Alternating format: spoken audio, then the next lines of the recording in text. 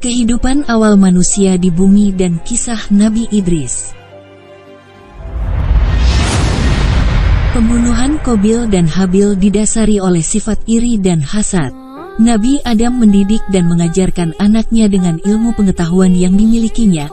Qabil, ia ajarkan bercocok tanam dikarenakan fisik yang kuat dan badannya yang kekar.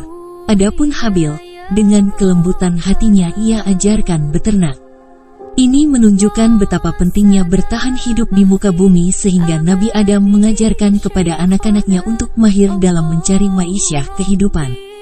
Nabi Adam adalah sosok orang tua yang tidak hanya mengajarkan ibadah saja kepada anaknya, melainkan mengajarkan bagaimana bisa menghidupi diri dan keluarganya, sebab dalam menghidupi keluarga itu adalah bagian dari jihad di jalan Allah. Kedua anaknya itu berhasil di masing-masing bidangnya.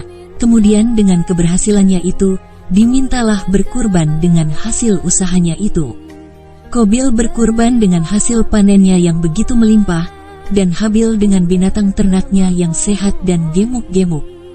Dalam berkurban Allah lebih memilih kurban yang dipersembahkan oleh Habil, bukan karena jenis kurbannya, melainkan kualitas kurban yang diberikan Habil dengan memilih binatang yang kualitasnya terbaik. Sedangkan Qabil berkurban dengan hasil panennya yang kualitasnya biasa-biasa saja. Qabil tidak introspeksi diri, bahwa esensi dari berkurban untuk Allah adalah hal yang terbaik dengan niat hati hanya lillah. Keduanya diberikan keberhasilan oleh Allah dan keduanya mengembalikan lagi kepada Allah yang paling baik, sebab semua yang menumbuhkan ternak dan pertaniannya adalah Allah. Tapi sayangnya setelah ia mengetahui bahwa kurbannya tidak diterima, ia merasa iri hati kepada Habil, hingga yang dipikirannya hanyalah kalimat, la'aktulanak, artinya, aku sungguh akan membunuhmu Habil. Dengan batu yang dipegangnya kemudian mulailah Qabil beraksi untuk membunuh Habil sehingga inilah awal tragedi adanya darah yang menumpah di muka bumi ini. Terbunuhlah Habil dan dibawalah jenazahnya jauh dari tempat sang ayah tinggal. Kemudian Qabil mengajak istrinya dan selanjutnya membawa jauh jenazah Habil dengan rasa takut dan rasa bingung mau diapakan jenazahnya Habil itu. Saat dalam perjalanan keduanya melihat ada gurab atau burung gagak sedang bertarung dengan burung gagak lainnya, hingga salah satu dari burung gagak tersebut terbunuh.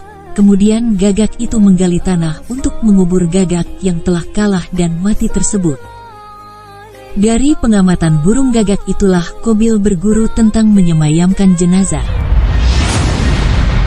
Tidak lama kemudian Adam mengetahui hal itu dari malaikat Jibril. Dalam kesedihannya kehilangan Habil, Allah memberi hadiah Adam berupa anak dalam kandungan Hawa yang proses pertumbuhannya sangat cepat. Di dalam sebuah riwayat ada yang mengatakan jarak kelahiran bayinya kisaran seminggu sebulan saja, sehingga pertumbuhannya bisa mengejar usianya Qabil. Dalam sebuah riwayat dikatakan bahwa anak yang baru lahir ini adalah Nabi Sis, yang kemudian akan melanjutkan dakwahnya Habil bersama dengan ayahnya Adam, dan dari Sis inilah kelak punya anak bernama Idris.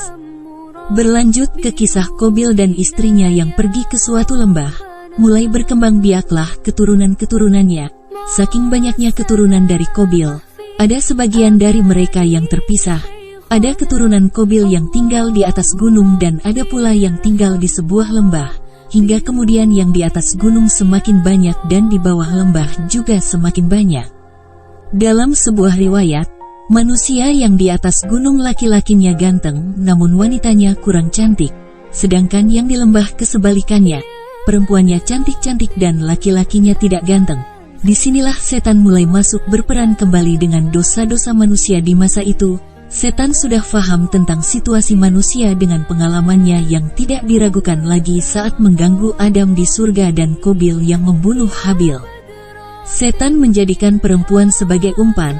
Setan mulai menjelma menjadi manusia dengan mengajarkan senandung-senandung yang mampu membuat lalai manusia seperti halnya nyanyian-nyanyian, syair-syair, musik, yang kemudian dijadikan hari Id atau pesta. Laki-laki yang melihat keramaian para wanita yang berpesta, mereka turun gunung karena penasaran dengan wanita-wanita yang pada senandung dan berjoget dengan berlomba-lomba agar menarik laki-laki, sampai pada akhirnya terjadilah campur baur antara laki-laki dan perempuan yang menimbulkan terjadinya perzinahan di antara mereka. Dalam sebuah riwayat dari sinilah Nabi Idris kemudian diutus oleh Allah untuk menyelamatkan keturunan-keturunan Qabil yang sering berbuat maksiat. Demikian sahabat, semoga bermanfaat. Wassalamualaikum warahmatullahi wabarakatuh.